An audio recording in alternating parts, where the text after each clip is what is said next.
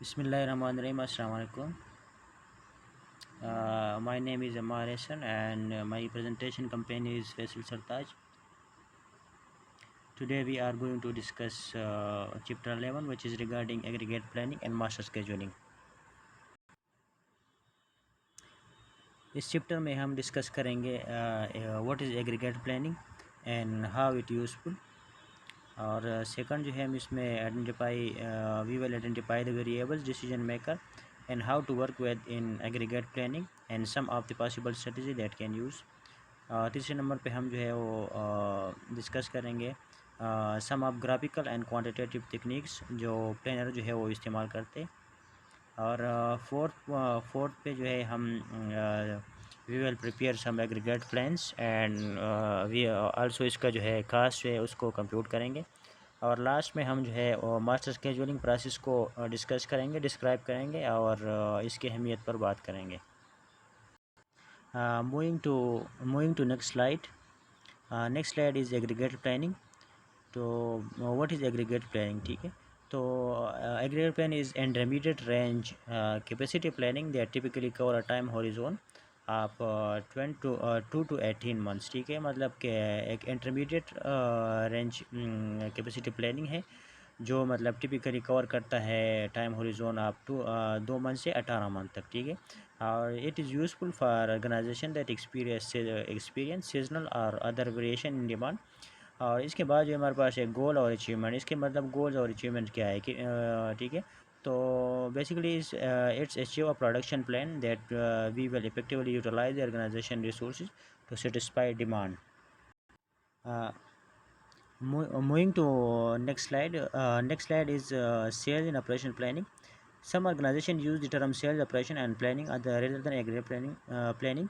मतलब कुछ ऑर्गेनाइजेशन जो है वो एग्रीगेट प्लानिंग की बजाय जो है वो टर्म यूज़ करते हैं सेल एंड ऑपरेशन प्लानिंग। तो आते हैं कि सेल्स एंड ऑपरेशन प्लानिंग है एक्चुअली क्या।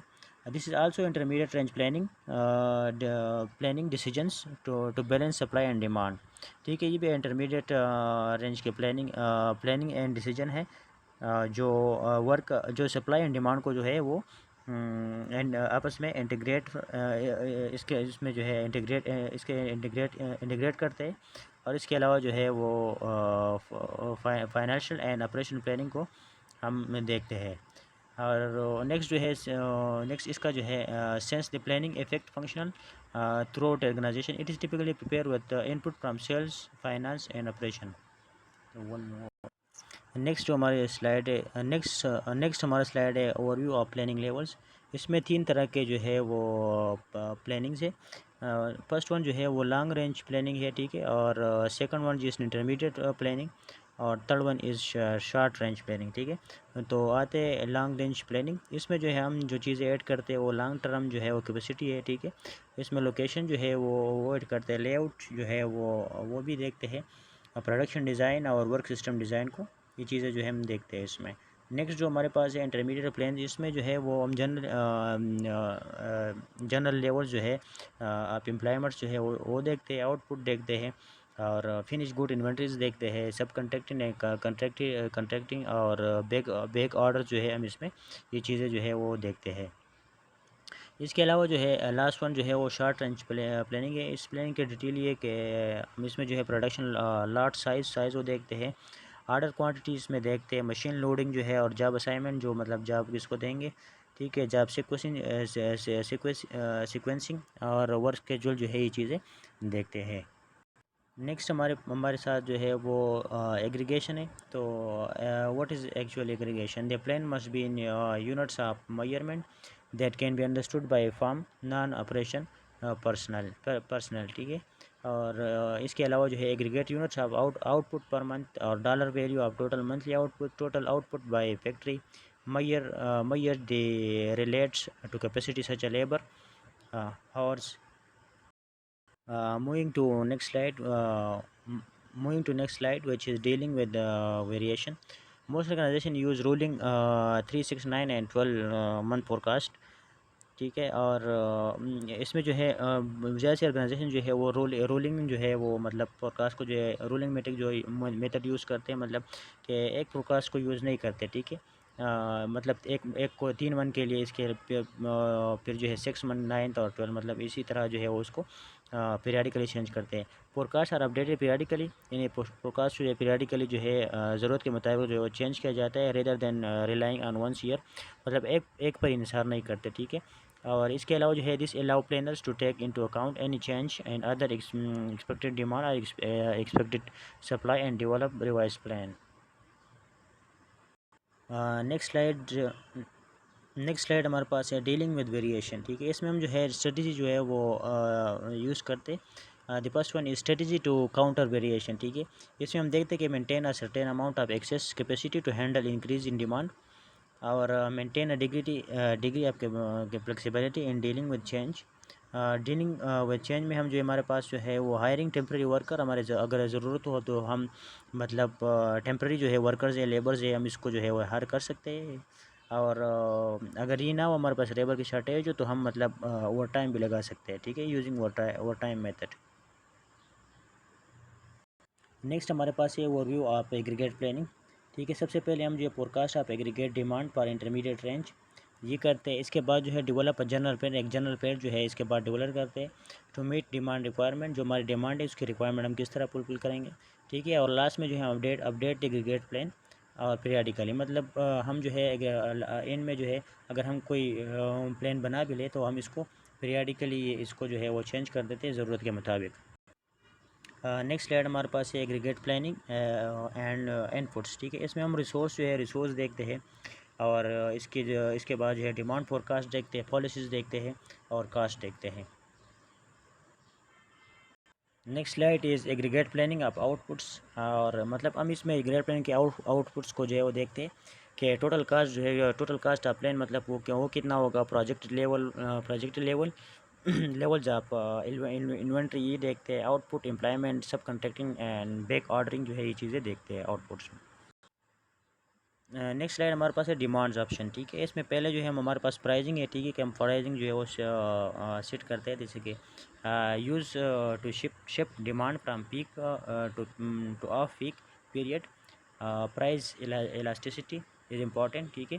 और इसके बाद जो है हम जो है वो प्रमोशन जो है वो करते हैं कि advertisement and other form of promotion के हम इसको किस तरह प्रमोट करें। और लास्ट जो है बैक ऑर्डर है, इसमें जो है हम order are taken in one period, हम ऑर्डर जो है एक पीरियड में लेते हैं, डिलीवर प्रोमिस पर लेटर पीरियड, और इसको जो है नेक्स्ट हम इसको कुछ टाइम में डिलीवर करते हैं। नेक्स्ट स्लाइड हमारे पास है सप्लाई ऑप्शन, ठीक है। इसमें हमारे पास जो है hire and lay off workers, हमारे मतलब हम वर्कर्स को लेबर्स को हायर कर देते हैं, ठीक है।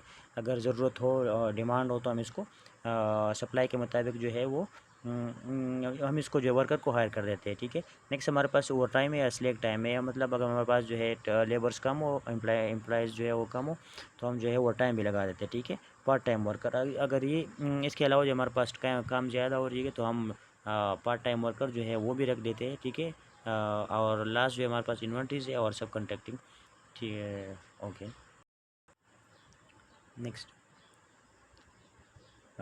स्लाइड हमारे पास है aggregate planning and pure strategy. हम इसमें दो किस्म के स्ट्रेटजी यूज़ करते हैं, ठीक है। फर्स्ट वन जो है हम लेवल कैपेसिटी स्ट्रेटजी यूज़ करते हैं और दूसरा जो है हमारे पास चेज डिमांड स्ट्रेटजी, ठीक है। लेवल कैपेसिटी स्ट्रेटजी में हम जो है देखते हैं कि maintain a steady rate of regular time output while meeting variation in demand by combination of option, ठीक है। इसमें इन्वेंट्रीज जो है over time, part time worker सब कॉन्ट्रैक्टर एंड बेड ऑर्डर ये चीज़ें जो हम चेक करते हैं, ठीक है। और चेज डिमांड स्ट्रेटजी में हम जो है matching capacity to demand, the playing output per period is set and expected demand per the period, so it's all so this is my part। और यहाँ तक मेरे स्लाइड जो है ख़त्म हो जाता है। इसके बाद जो है मैं फैसल को जो है ये I would like to call Faisal to present remaining presentation. Thank you. Thank you Aamir. I will continue remaining presentation. जो मेरी नेक्स्ट स्लाइड है वो है चेज अप्रोच की। Capacities are adjusted to match the demand requirements over the planning horizon, यानी कि capacities को जो एडजस्टेड किया जाता है वो डिमांड की जो ज़रूरत के मुताबिक होती है उसके मुताबिक कैपेसिटीज़ को हम एडजस्ट करते हैं चेज अप्रोच में। और इसके कुछ एडवांटेजेस और डिसएडवांटेजेस भी हैं। पहले मैं आपको एडवांटेज बताना चाहूँगा। एडवांटेजेस में हमारे पास है इन्वेस्टमेंट इन्वेंट्रीज इज़ लो, यानी कि जो इन्वेंट्रीज़ की जो इन्वेस्टमेंट होती है वो चेज अप्रोच में लो होती है। और दूसरी हमारे पास जो एडवांटेज है वो है लेबर यूटिलाइजेशन इन हाई, यानी कि जो लेबर की यूटिलाइजेशन होती है वो चेज़ अप्रोच में हाई होती है। और डिसएडवांटेज देखिएगा, the cost of adjusting output rates and our work force level. जो हमारे पास दूसरी स्लाइड है वो है लेवल अप्रोच की। Capacities are kept constant over the planning horizon. जो कि हमारे पास कैपेसिटीज़ होती हैं वो कांस्टेंट होती है प्लानिंग हॉरिजन में।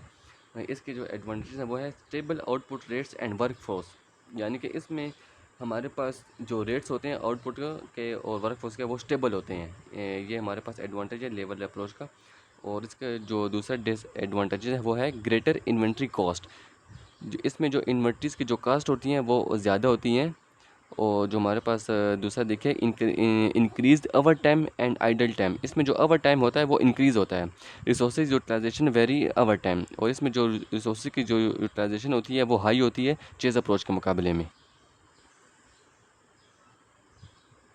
Worker and inventory. Worker and inventory में हमारे पास दो इन्वेंट्रीज़ है, number of worker in a period and inventory at the end of a period. पहले हम फाइंड करेंगे number of workers in a period के number of workers in a period कैसे फाइंड होते हैं। Number of workers in a period equal है number of workers at the end of the previous period plus number of new worker at the start of the period minus number of laid off workers at a start of the period.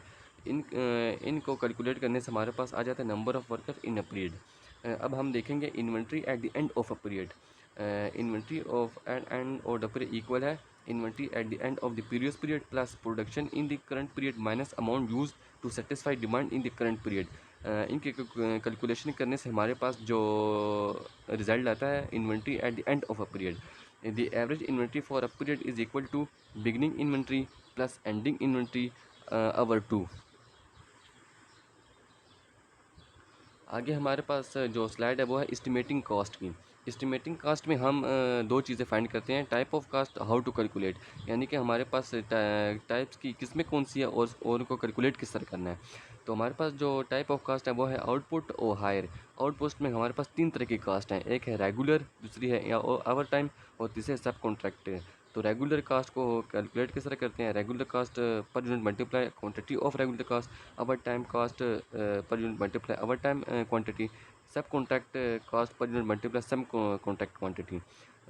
हमारे पास जो higher में है वो चार तरह की cost है। Hire cost per hire multiply number hired, lay off cost per lay off multiply number laid off, inventory carrying cost per unit multiply average inventory, back order cost per unit multiply number of back order units.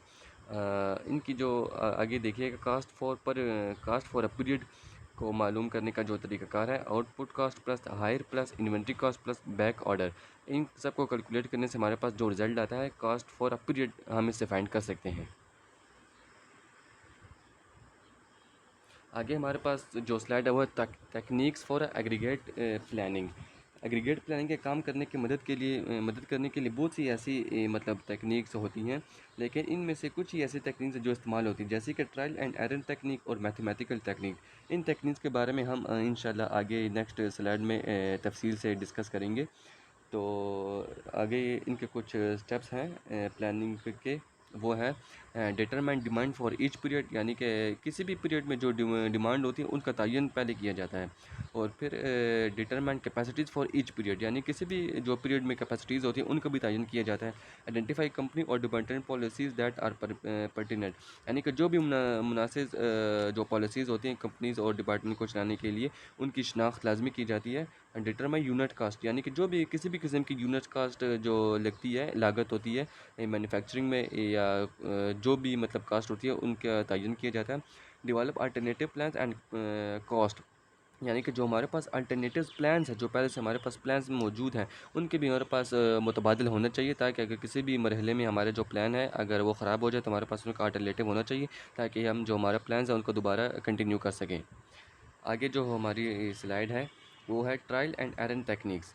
Trial and error techniques approaches consist of developing simple date और graphs that enable planner to visually compare projected demand required with the existing capacities. Trial and error technique जो है वो graph और table पर मुश्तमिल होता है। जो हमारे पास एग्जिस्टिंग कैपेसिटीज़ होती है उनके ज़रूरियात को देखते हुए उनको कंपेयर किया जाता है, प्रोजेक्टेड डिमांड के साथ कंपेयर किया जाता है। Alternatives are compared based on their total cost. Disadvantage of such an approach is that it does not necessarily result is an optimal aggregate plan. Trial and error techniques की कुछ assumption भी हैं। The regular output capacity is the same in all periods. जो regular output capacities होती है इसमें वो हर period मतलब सेम ही होती है, चेंज नहीं होती। Cost is a linear function compose of unit cost and number of units. Plans are feasible, यानी कि इसमें जो प्लान्स होती हैं वो फिजिबल जो होती हैं, चेंज नहीं होती। All cost are associated with decision option can be represented by lump sum. Cost figure can be reasonably estimated and are constant for the planning period. Inventories are built up and draw down at the uniform rate throughout each period. Backlogs are treated as if they exit the entire periods. आगे जो हमारे पास है technique वो है mathematical techniques. Mathematical techniques में हमारे पास दो टेक्निक हैं, लीनियर प्रोग्रामिंग मॉडल्स और सिमुलेशन मॉडल। मैं आपको लीनियर प्रोग्रामिंग मॉडल्स के बारे में बताता चलूँ। लीनियर प्रोग्रामिंग मॉडल जो है एक ऑटोमाइजिंग टेक्निक है। ये टेक्निक स्पेसिफाई करती है कि लिमिटेड रिसोर्सेज को कैसे यूटिलाइज किया जाए, या फिर जो हमारे पास लिमिटेड रिसोर्सेज हैं उनको कैसे यूटिलाइज किया जाए बिजनेस में, ताकि जो हमारा पार्टिकुलर ऑब्जेक्टिव है उसको अचीव कर सकें। अब जो हमारा पार्टिकुलर ऑब्जेक्टिव है उसको अचीव हमने कैसे करना है, लीस्ट कॉस्ट में अचीव कर सकते हैं। जो हमारा हाई और प्रॉफिट मार्जिन होगा वो रख सकेंगे, उस वजह से हम अचीव कर सकते हैं, और उसको हम मतलब लीस्ट टाइम में भी अचीव कर सकते हैं। तो आगे जो हमारे पास मॉडल है वो है सिमुलेशन मॉडल। सिमुलेशन मॉडल जो है computerize model that can be tested under different scenarios to identify acceptable solution to problem. यानी कि प्रॉब्लम को सोल्यूशन को देने के लिए जो मतलब मॉडल यूज़ होता है वो सिमुलेशन मॉडल है। इसके ज़रिए से हम जो भी किसी भी किस्म की प्रॉब्लम अगर मतलब खड़ी हो जाए बिजनेस में, या किसी भी एतबार से प्रॉब्लम आ जाए, तो उसको हल करने के लिए हम उसको आसानी से मुख्तलिफ वे में उसको हल कर सकते हैं सिमुलेशन मॉडल के ज़रिए से। एग्रीगेट प्लानिंग इन सर्विसेज, यानी कि एग्रीगेट प्लानिंग जो है वो सर्विस किस किस जगह पर दे रही है, जैसे कि हॉस्पिटल्स हैं, एयरलाइंस में दे रही है, रेस्टोरेंट में दे रही है। हॉस्पिटल्स में aggregate planning use to allocate fund staff and supplies to meet the demands of patient for their medical service. Airlines में अगर देखिएगा, aggregate planning in this environment in complex due to the number of factors involve. Restaurants में देखिएगा, aggregate planning in high volume business is directed toward smoothing the service rate, determining workforce size and managing demand to much a fixed capacity. Can use inventory, however it is perishable. Disaggregation, यानी कि disaggregation का जो stage है वो हमारे पास कब आता है, एग्रीगेट प्लान, उसके बाद हमारे पास जो स्टेज आता है वो डिसएग्रीगेशन का है, और आगे हमारे पास एंड में आता है मास्टर स्केड्यूल का। Disaggregating the aggregating plan, master schedule. The result of disaggregating and aggregating plan shows quantity and timing of specific and item for a scheduled horizon. Master scheduling, the heart of production planning and control. It determines the quantity needed to meet demand for all sources. It interferes. Master scheduling दरअसल इसका जो interface है वो है marketing के साथ, capacity planning के साथ, प्रोडक्शन प्लानिंग के साथ और डिस्ट्रीब्यूशन प्लानिंग के साथ मार्केटिंग स्क्वेलिजिंग इंटरफेस करती है। Provides senior management with the ability to determine whether the business plan and its strategic objective will be achieved. The master scheduler. The master scheduler duties evaluating the impact of new orders. New order पे जो impact पड़ता है उसको evolute किया जाता है through master स्क्वाडलर के ज़रिए से। Providing delivery dates for order, जो ऑर्डर की जो डिलीवरी डेट्स होती है वो भी हम मास्टर स्क्वाडलर के ज़रिए प्रोवाइड करते हैं। डील विद प्रॉब्लम्स, यानी कि किसी भी किस्म की अगर प्रॉब्लम आ जाती है किसी भी लिहाज से तो उसको हम मास्टर स्क्वाडलर के ज़रिए उसको डील करते हैं। एवोल्यूटिंग द इम्पैक्ट ऑफ प्रोडक्शन और डिलीवरी डिलेज, यानी कि प्रोडक्शन और डिलीवरी पर अगर कोई डिले की वजह से जो असरात पड़ते हैं उसको हम मास्टर स्क्वाडलर के ज़रिए उसको एवोल्यूट करते हैं। Revising master schedule when necessary because और ऑफ इनसफिशिएंट सप्लाईज और capacity, bringing instead of insufficient capacity to the attention or relevant personnel so they can participate in resolving conflicts. The master scheduling process, master scheduling process हमारे पास दो चीज़ें हैं, एक inputs है और दूसरी आउटपुट्स है। इनपुट्स में हमारे पास है बिगिनिंग इन्वेंट्री, जबकि आउटपुट्स में हमारे पास है प्रोजेक्टेड इन्वेंट्री। इनपुट्स में हमारे पास फोरकास्ट है और आउटपुट्स में हमारे पास है प्रोडक्शन स्क्वेजल। और इनपुट्स में हमारे पास है कस्टमर ऑर्डर्स हैं और आउटपुट्स में हमारे पास है अनकमिटेड इन्वेंट्री है। Master scheduling process. The process production schedule is one of the primary outputs of the master scheduling process. On a tentative MPS means master production schedule has been developed. It must be validated. Rough cut capacity planning. A CCP is a tool used is the validation process. Approximate balancing of a capacity and demand to test the feasibility of a master schedule. involves checking checking the capacities of production and warehouse facilities, labors and vendors to ensure no gross deficiencies exist that will render the MPS master production schedule unworkable. Thank you. So that all about chapter 11 aggregate planning and master scheduling. Allah Hafiz.